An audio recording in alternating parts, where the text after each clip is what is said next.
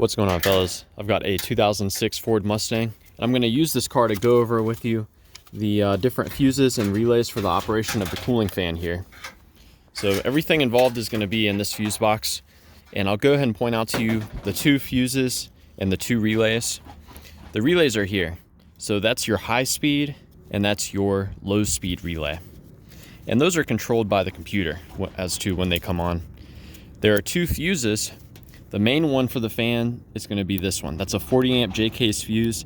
That's what actually provides power to get the motor turning over. There's another fuse, which is known as the engine relay fuse number 2. This works to provide power to a few components, including the relays here. So it sends power to these cooling fan relays, and it may power a few other circuits as well. Now let's go ahead and pull these relays off. So this is your high speed relay, and this is your low speed relay.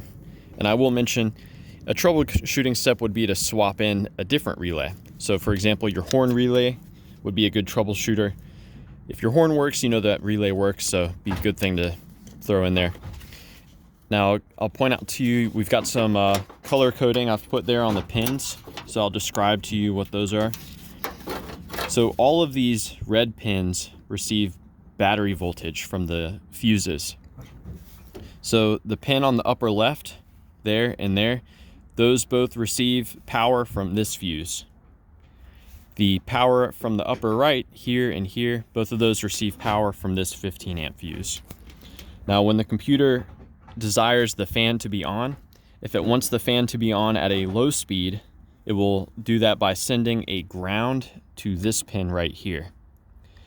So when the ground comes in through here, this relay is energized and it sends power to the white pin right there. So this pin actually goes to the fan itself.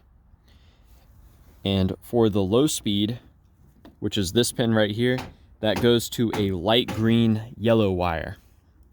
So the light green yellow wire is what receives power when the low speed is energized. Now when the computer wants the high speed to come on, it will send a ground to this pin right here, which will trigger your high speed relay. That sends power again to this lower right pin, and that goes to the fan on a green violet or a green purple wire. So if you find the green purple wire, that's the one that gets energized. This one right here, that's the one that gets energized when your high speed relay is engaged. And this black wire should be a ground. So yeah, I hope that was helpful for you guys. I hope it gives you enough info to troubleshoot the cooling fans on your Mustang.